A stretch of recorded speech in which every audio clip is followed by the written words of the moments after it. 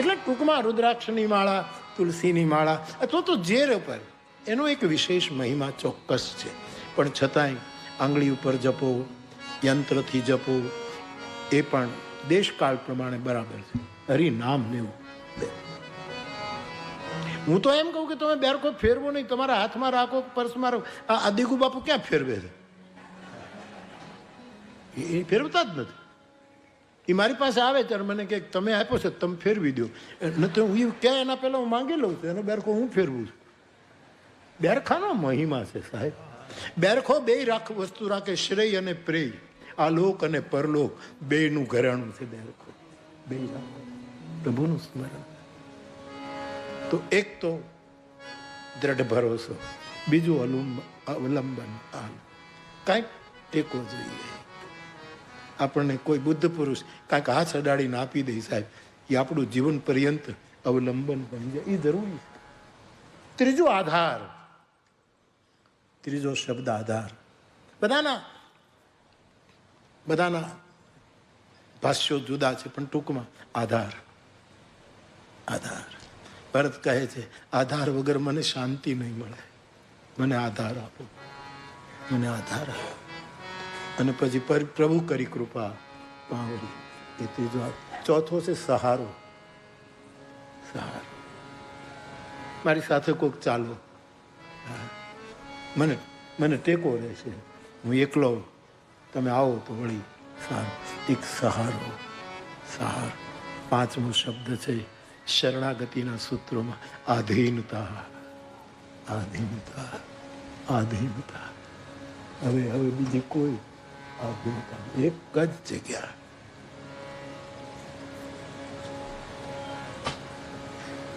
મારે કહેવું છે કે ભરોસો બહુ મોટું કામ કરશે. થોડું વહેલા મોડું થાય એ આપણે નિર્ણય નથી કરવાનો, એને કરવાનો.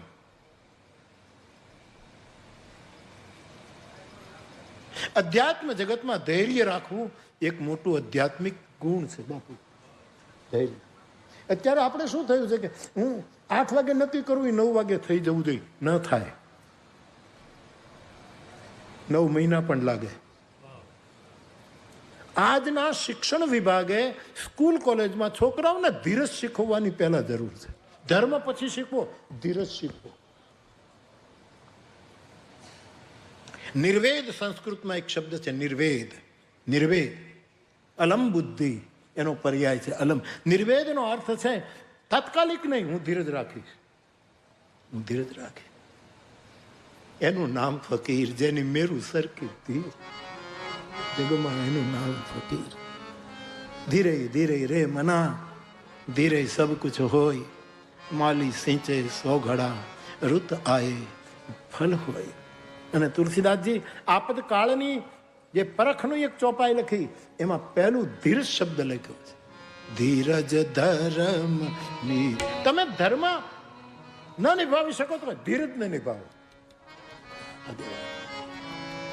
ધીરજ ધૃતિ.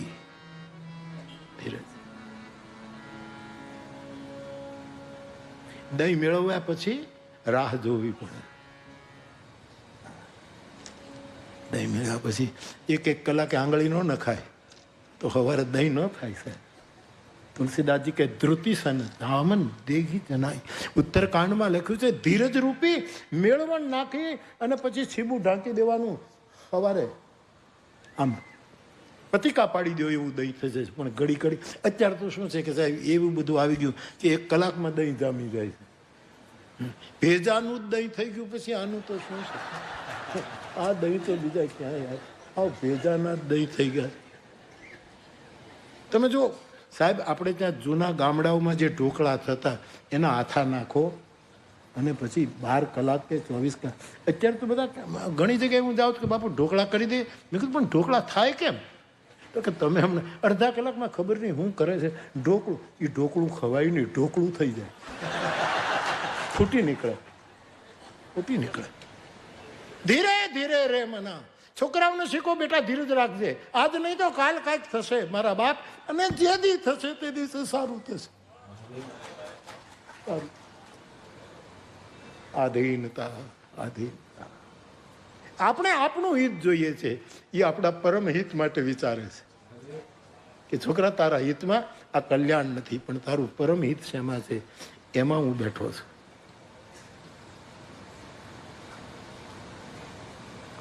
પરંતુ જલ્દી જલ્દી આજના શિક્ષણ વિભાગે શીખવું જ, આપણું તો કોણ સાંભળે?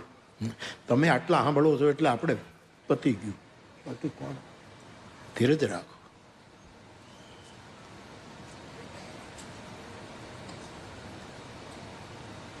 ધૈર્ય રાખીને જો ઈચ્છાઓ કરશું તો ઈચ્છા માર્ગ બનશે, મંજિલ બનશે. સાહેબ, વિલ ફાઇન્ડ અ વે. માર્ગ પકડાવી દેશે એક વિલ. આપણું ઈચ્છા બાળ આપણું જે એ જે હશે તો આપણને પેલું લઈ જશે. આપણે બધું તાત્કાલિક ઇન્સ્ટન્ટ.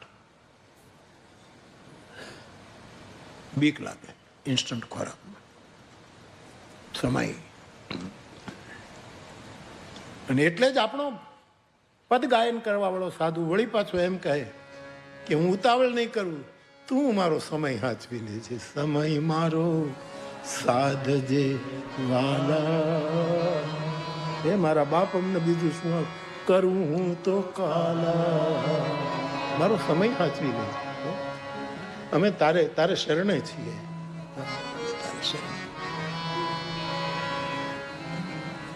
અજ્ઞ અકોવિદ અંધ, સ્વાર્થની અંધતા, આ બધી અંધતા. ઘણા લોકો, સુરદાસ આંખો નથી પણ અંધ નથી, એનામાં દ્રઢતા, આધીનતા, અવલંબન, સહારો અને આ 5 સૂત્રને લઈ સુરદાસ ચાલે.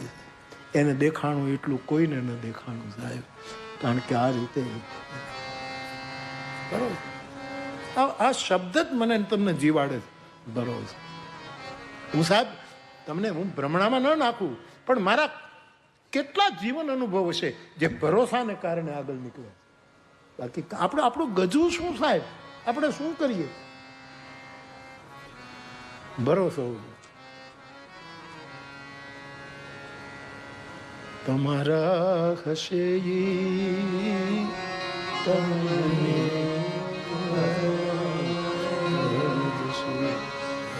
એને આંચ નહીં આવે રે લગાર રે, પરગુના ધણી બાવડી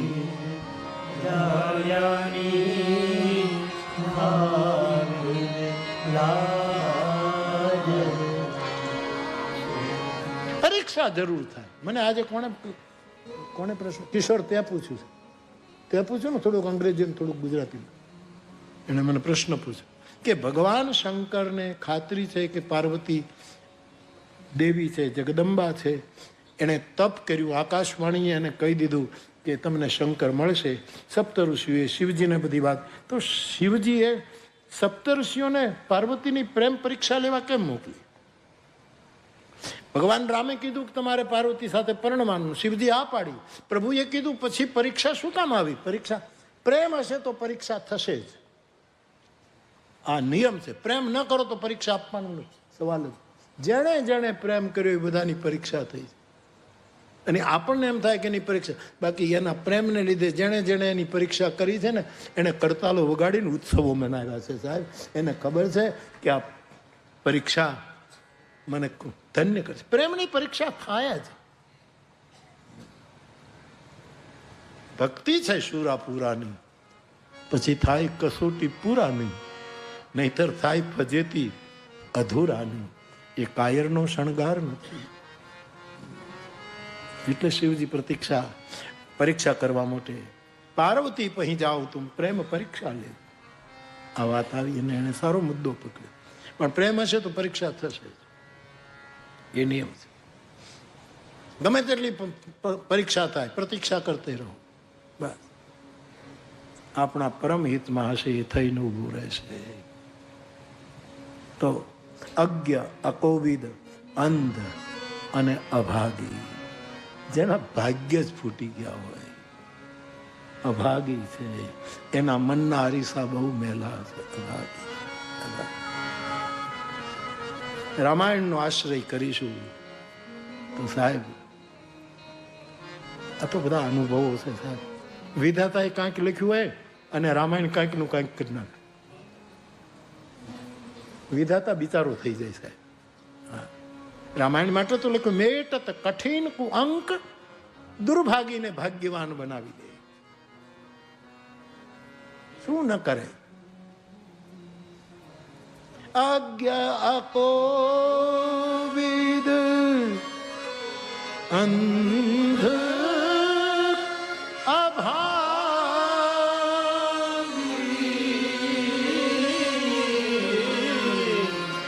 કાઈ વિષય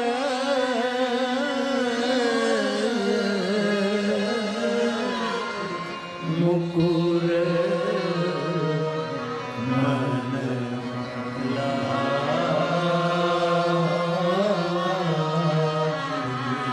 રામાયણ ને કેન્દ્રમાં રાખી રામચરિત એક છે હનુમાન નાટક ગ્રંથ. કહે છે હનુમાનજી એની રચના કરી છે. હનુમાન નાટક થોડું થોડું મળે છે, પૂરેપૂરું મળતું નથી. એમ કહે છે કે પથ્થર ઉપર પોતાના નખથી એમણે રામચરિતમાં અંકિત કર્યું. હનુમાનજી નાખોનથી રામાયણ લખ્યું પર્વત ઉપર. શિલાલેખ પહેલા આપણે ત્યાં થતા ને એ શિલાલેખો થતા. પણ એક દિવસ હનુમાનજીએ વાલ્મીકીજીને ઉદાસ જોયા અને પૂછ્યું, હું પણ વિજ્ઞાન વિશારદ, આપ પણ વિજ્ઞાન વિશારદ, આપણે બંને સીતારામના ગુણગાન ના અરણ્યમાં વિચરણ કરનારા બંને છીએ, અને તમે ઉદાસ કેમ છો? તો કે જવા દો મહારાજ. બોલે નહીં, બતાવો શું છે? કે મહારાજ સાંભળ્યું છે તમે હનુમાન નાટક નામનો એક ગ્રંથ લખ્યો છે રામાયણ ઉપર, અને હવે મારું વાલ્મીકી રામાયણ કોણ વાંચશે? એનો મહિમા ઘટી જશે. અને એ જ વખતે હનુમાનજીએ એ બધા શિલાખંડો સમુદ્રમાં ફેંકી દીધા. ઉપકારી એનો આત્મા સાહેબ, ઉપકારી એનો આત્મા. મારી રચના, મારા કોઈ ક્રિયાકલાપથી કોઈને દુઃખ થાય એવું મારે શું કામ કરવું? મેં રચના કરી મારા ઠાકોરજી. એમાં એક મંત્ર છે.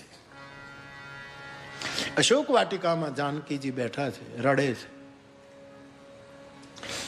ત્રિજટા બેઠા છે, એને બહુ સાથ આપ્યો છે સીતાજી વિષમ પરિસ્થિતિમાં. હવે રાવણ ધમકાવીને જતો રહ્યો, સમય જાય છે, ભગવાન ક્યારે આવશે? જાનકીજી બળી જવા સુધીની વાતો કરે છે. પણ આજે ત્રિજટા વધારે મુખર થયા. હનુમાન નાટક મુખર થયા અને કીધું કે જાનકીજી આજે આટલા બધા તમે દુઃખી છો એનું કારણ કંઈક બીજું છે. રાવણથી તમે ડરો છો એ તો બધી લીલા છે.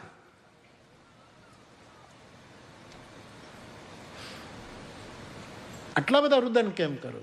અને સીતાજી હનુમાન નાટકમાં જ્યારે એમ કહ્યું કે માં, હું એટલી બધી રામના સ્મરણમાં ડૂબી જાઉં છું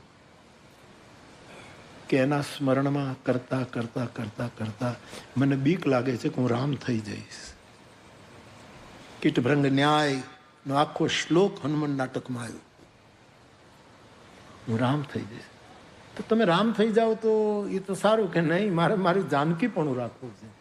હું રામ થઈ જાઉં, મારે તો મારા રામની સેવા જોઈએ, મારે તો રામની શરણાગતિ. હું ક્યાંક એ થઈ જાઉં એ બરાબર નહીં. મને એની આજે પીડા છે. ત્યારે ત્રિજટા કહે છે કે ચિંતા ન કર કિશોરીજી, તમે રામ થઈ જશો તો રામ તમારું સ્મરણ કરતા કરતા કરતા કરતા એ કિશોરી થઈ જશે, એ જાનકી થઈ જશે, તમારી જોડી અખંડ રહેશે. આવું બને? કીટભંગ ન્યાય. ભમરી અને કીડું, આપણે તો ભજન નથી આવ્યા.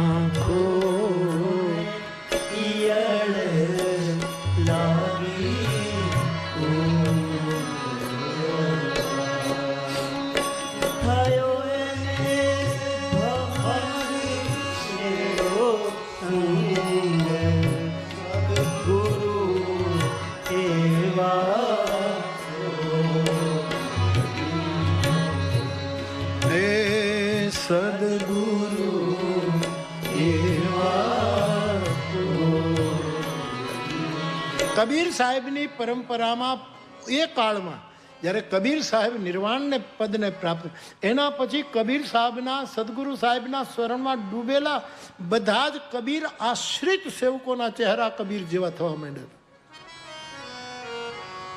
બાપુ પાછળથી જુઓ તો કબીર જ લાગે, કારણ કે કીટભ્રંગ ન્યાય, કીટભ્રંગ ન્યાય.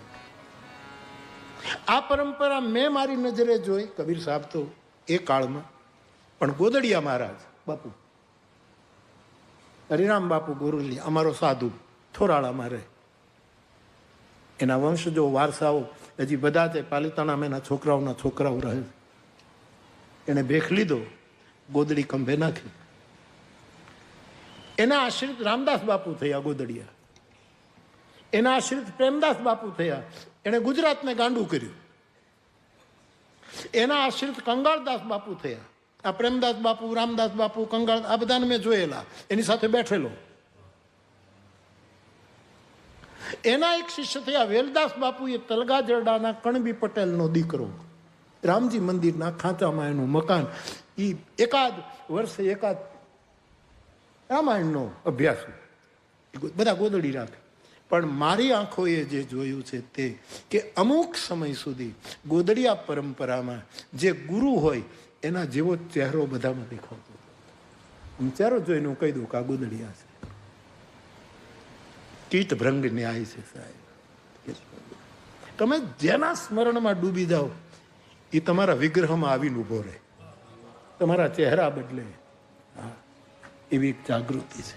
ઠાકુર રામકૃષ્ણ હનુમાનજીની સાધનામાં એવા ઉતર્યા કે એની પીઠ ઉપર 1.5-2 ઇંચનું પૂંછ આવી ગયું. મા દુર્ગાની સાધનામાં એવા હતા કે એના શરીરને સ્ત્રી ધર્મો લાગી ગયા. આ સાધનામાં વ્યવસ્થા છે સાહેબ, એના જેવા કરી દે આપણને.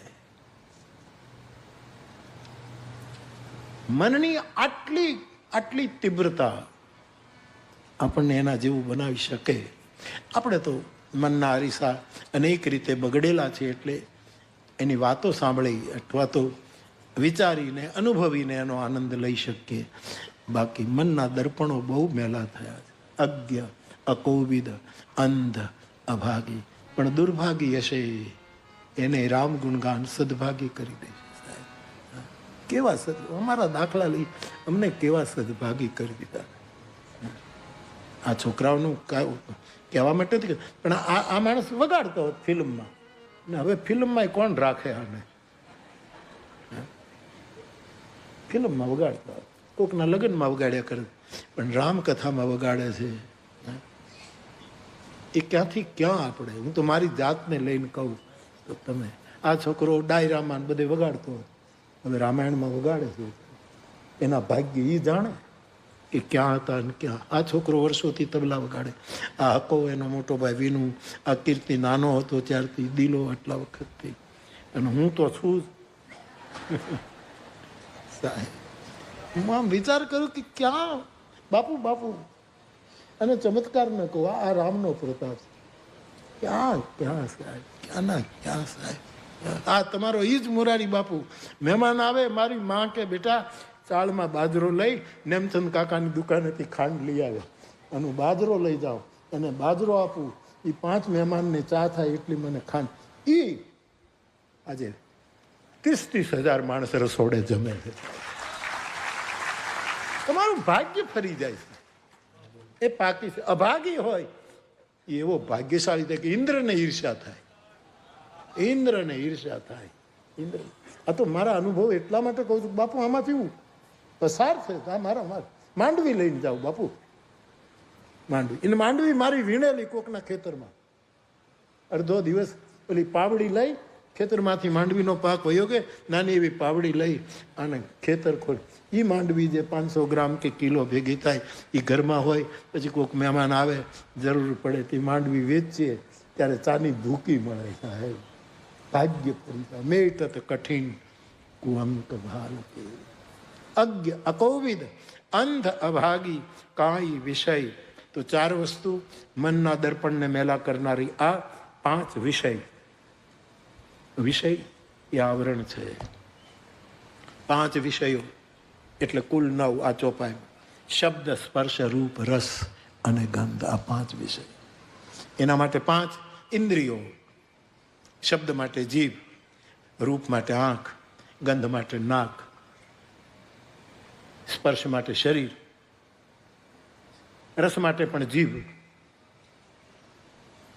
શબ્દ માટે કાન. આ બધા કરણો જેને ઇન્દ્રિયો, પણ વિષયો આ છે. મને ને તમને, હું ને આપણે બધા સાથે આપણા મનને જે આવરણ આવ્યું એમાં 5 વિષયોએ પણ કામ કર્યું છે. કારણ કે જે શબ્દ બોલવા જોઈએ આપણે નથી બોલતા, ખોટા શબ્દો બોલતા ગયા અને એણે મનને આવૃત કર્યું.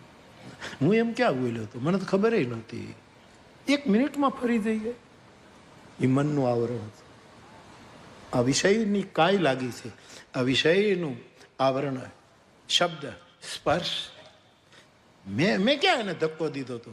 ખરેખર ધક્કો દીધો એ તો પાછળથી કોઈ કામ કીધું એટલે તમે પડી. મેં ક્યાં સ્પર્શ કર્યો હતો? મેં ક્યાં કર્યો? આ વિષય આપણા મનના મુકુરને મળી. શબ્દ, સ્પર્શ, રૂપ. કોઈ પણ રૂપ એને જુદી રીતે માનસિકતાથી માણે ત્યારે મન અરીસો મેલો થઈ ગયો. શબ્દ, સ્પર્શ, રૂપ, રસ. ખોટી જગ્યાએ રસ લેતા થયા એટલે મન મેલું થયું. અને ગંધ. ખુશ્બુ તો સમાધિની લેવાય, ખુશ્બુ તો પીરની હોય, ખુશ્બુ તો મેકરન દાદાની હોય, એની ખુશ્બુ. પણ આપણે બીજી ગંધો લેતા થયા જે વિષય રૂપી આવરણ મન ઉપર નાખી દે છે. કાઈ વિષય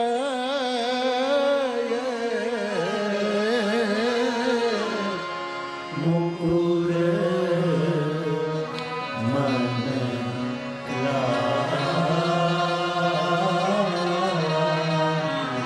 અને રામકથા, શિવકથા, કૃષ્ણ કથા, ભગવતીની કથા, હનુમાનજીની કથા કે ગણેશજીની કથા, કોઈ પણની કથા લો, એ કથાનો જો આશ્રય થશે તો સાહેબ શબ્દ હારા નીકળશે, બોલી સુધરશે સાહેબ. કેટલાય લોકોની મેં જોઈ, શું બોલતા હતા ને હવે શું બોલે છે સાહેબ. શબ્દ સુધરે.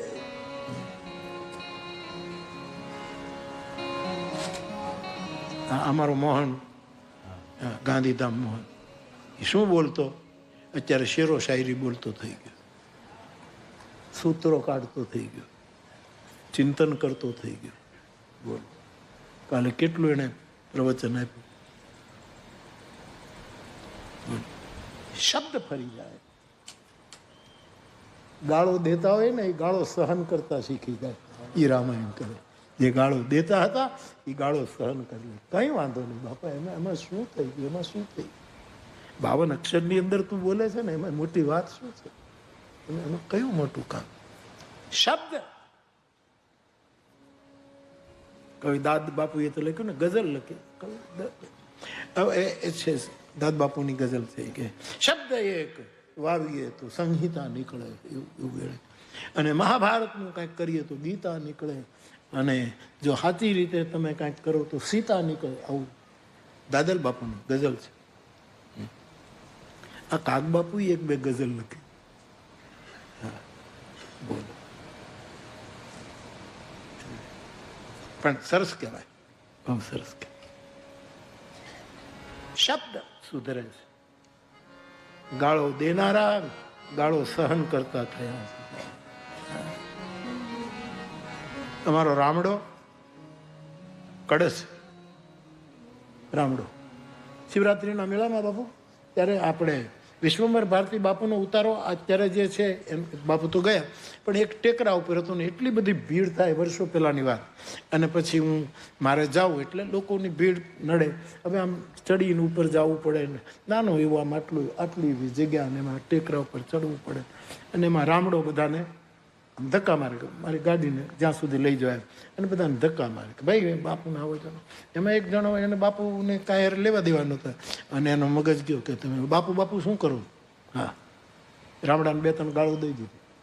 હા, બાપુ હોય તો કહે ને ઘરે રહે, આવું કીધું મને. મને મેળો નહોતો કરવા દેવો એને. ઘરે જાય તમારે આ બધું અમને ધક્કા શું કામ મળે? એમાં 2-3 ગાળ મને દી, પણ જ્યારે રામડાને દીધી ગાળ, હા, અને ઓલો શું બોલ્યો, ઊભો રહ્યો અહીંયા જ ઊભો રહેજે, અહીંયા જ તને માતાજીની આણ છે, જો અહીંથી ક્યાંય ગયું હતું. હમણાં હું મારા બાપુ પાસે મૂકી આવું, પછી હું આવું છું. હું અત્યારે જ હિસાબ કરત, પણ અમને ગાળો દેનારની ગાળો ખાવા ટેવાઈ ગયા છીએ. અમને શબ્દ આ કામ કરશું.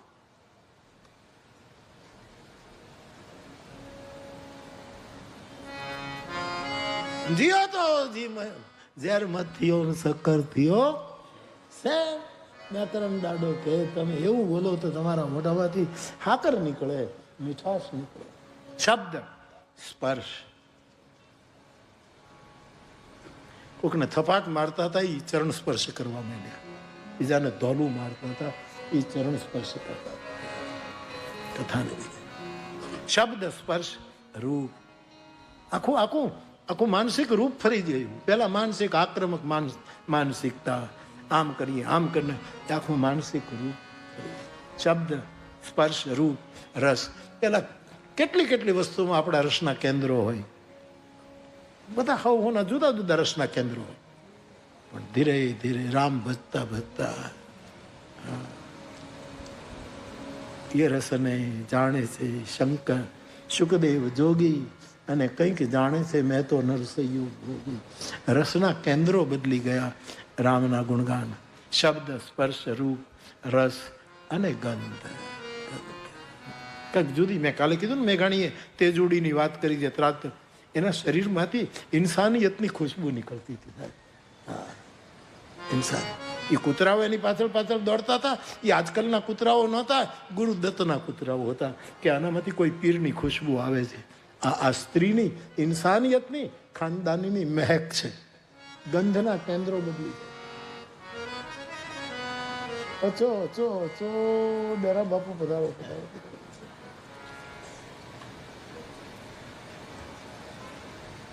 આજ્ઞ આપો વિદ અંધ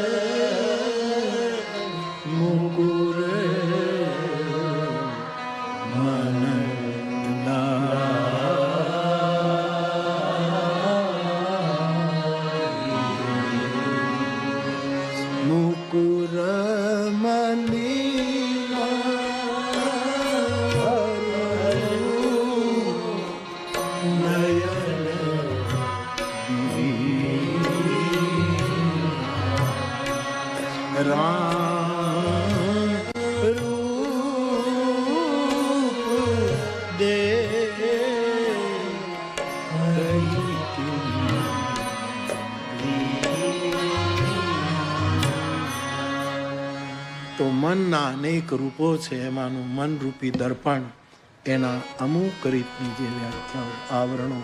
આપણું મન અનેક વસ્તુથી આવૃત થયું છે. ભગવાનની કથા આપણી પાત્રતા પ્રમાણે અનાવૃત કરે છે. કાંઈક જુદા જ દેશમાં, જુદા જ અવસ્થામાં, જુદી સ્થિતિમાં આપણને મૂકી દે છે. એવું માનસ મુકુરાષ્ટક એ મૂળ વિચારને કેન્દ્રમાં રાખીને આપણે અત્યારે મારીને તમારી પાસે જે મન છે એ લઈને તમે વેદ વાંચો ને તમને વેદમાં શંકા પડશે, પણ એ તમારું મુકુર જો બદલી જાય તો સમજાય. અત્યારે આપણું મન છે એ રીતે તમે જો રામાયણમાં જોશો તો તમને શંકા થશે કે તુલસીદાસજી આમ કેમ લખ્યું, આમ કેમ લખ્યું, આમ કેમ લખ્યું. મન જો આટલા 9 પ્રકારના વિષયોમાંથી મુક્ત થઈ જાય તે દિવસે સારું. વેદમાં એક વાક્ય છે, વાક્ય તો હું ભૂલી ગયો, એમાં એમ લખ્યું છે કે એ મન હરખું હોય તો સમજાય, નહીતર ખોટાડતું થઈ જાય. એમાં એમ લખ્યું છે કે કોઈ પણ યુવતી પહેલા ચંદ્રમા પાસે જાય, પછી ગંધર્વ પાસે જાય, પછી અગ્નિ પાસે જાય, પછી પુરુષ પાસે જાય, હવે આનો અર્થ તમે કરો. મન જો ખરાબ હોય તો આનો ખોટા અર્થો થઈ જાય. પણ આ સંદર્ભો છે. આ તો જેનું મન વિષયોથી મુક્ત હશે એ જ્યારે એનો અર્થ કરશે તો જ આ સમજાશે. હાલો કીડીબાઈની જાનમાં, હવે આપણું મન બરાબર ન હોય તો આપણને બધા કીડીની જાન કેમ હોય, કીડી કેમ પરણે, એને વળી શું પરણવાની જરૂર, અને કીડીનો કોણ એવો કીડો છે કે જે એને જાન લઈને આવે. અને આટલું મોટું ભોજલરામ બાપાએ પદ લખ્યું, પણ એને સમજીને કીધું બાપુ કે કોણ કીડી અને કોણ જાન, સાંભળજો ચતુર સુજાણ. કારણ કે મન બરાબર છે તો જ આ સમજાશે. કીડી આપણો કબીર સાહેબ સદગુરુ કહે કે ચીટીનું નૂપુર વાગે. હવે આટલી કીડી, એના પગ કેવડા, એમાં વળી ઝાંઝર કેવું, એ ઝાંઝર બનાવનારો હોની કેવો, એની હથોડી કેવી, અને એ પાછું પેર વાગે એટલે એના સ્ટેપ કેવા હશે એ કીડીના કે. પણ મન નબળું હશે તો શંકા કરાવશે. પરંતુ જો મન ની જાય વહી ગઈ હશે, કાંઈ વહી ગઈ, તો એના એ સૂત્રો આપણે હવળે માર્ગે લઈ જશે. વેદનું દર્શન કરું ત્યારે બાપુ મને આમ વિચાર કે ચંદ્રની પાસે જાય એનો અર્થ શું? ચંદ્રમાં મનસો જાતા. માનવીનું મન ચંદ્રમાં છે. પહેલા કોઈ પણ આકર્ષણ માનવીના મનમાં થાય છે, પણ વેદની કહેવાની રીત આ છે. અને પછી ગંધર્વ પાસે જાય. ગંધર્વ એટલે શબ્દ, સૂર. ગંધર્વનો અર્થ પછી કોઈક મીઠી વાણી બોલે એટલે આપણે એના તરફ આકર્ષિત થઈએ.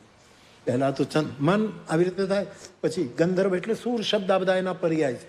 સારું ગાવું, સારું બોલવું, સારા શબ્દો, એ ગંધર્વ કળા છે, ગાંધર્વ વિદ્યા છે. પછી અગ્નિ, પછી એને એક સંતાપ, એક અગ્નિ, એક વિરહ તાપ, એક વિયોગનો અગ્નિ શરૂ થાય.